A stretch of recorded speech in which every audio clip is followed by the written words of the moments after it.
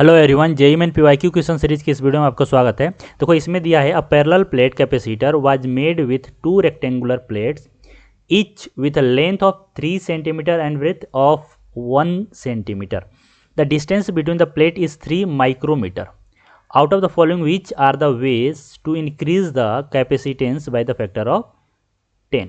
तो मान लो यह जो दिया हुआ है, मान लो इसका कैपेसिटेंस अगर C है तो यह जो गिवन है इसका यूज करते हुए किस में जो कैपेसिटेंस हो 10C हो जाए। ठीक है, तो अगर मान लो यहाँ पे मान लेते हैं कुछ ऐसा कैपेसिटर है।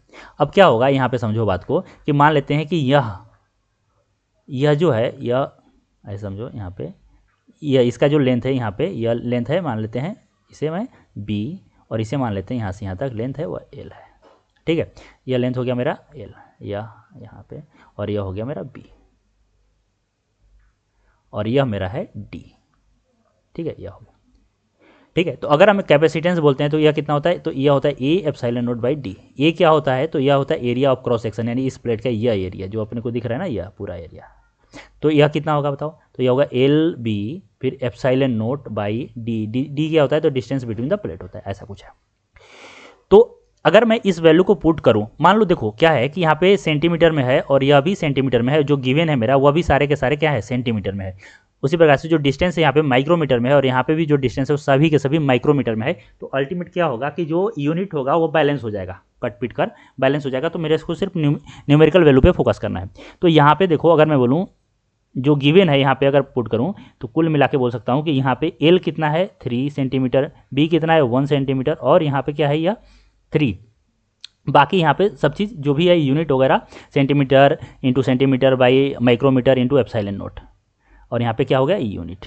ये सभी में सेम होगा, यह तो सभी में सेम होगा। तो यहाँ से कितना आ गया कट पीट कर, यह आ गया 1 इंटू यूनिट जो भी होगा इंटू एप्सिलॉन नॉट। यह तो आप मेरे को 10 करना है, यानी कि अगर C मैं इसमें से देखूँ तो C मेरा कितना आना चाहिए, C आना चाहिए 10 आना चाहिए, तो मेरा काम बन जाएगा। क्योंकि यहाँ पे 1 है ना तो 10 टाइम्स हो जाएगा।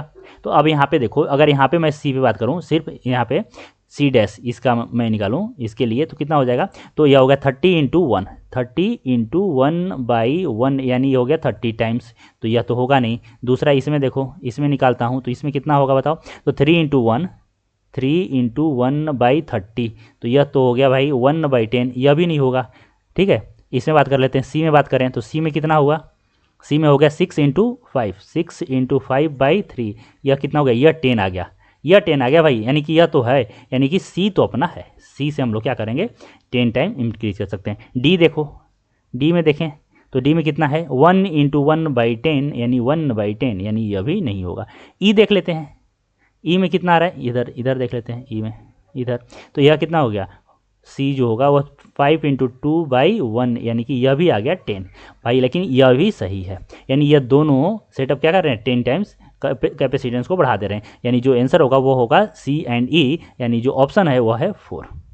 काफ़ी इजी था क्योंकि कैपेसिटेंस देखो क्या होता है A epsilon not by D।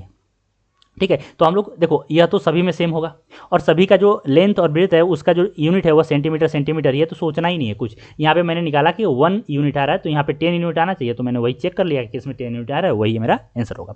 ठीक है, तो अगर वीडियो आपको पसंद आया तो वीडियो को लाइक कीजिए, चैनल को सब्सक्राइब कीजिए, कुछ पूछना है तो कमेंट्स में मेंशन कीजिए, मैं रिप्लाई जरूर करूँगा। आज के लिए इतना ही, थैंक यू सो मच।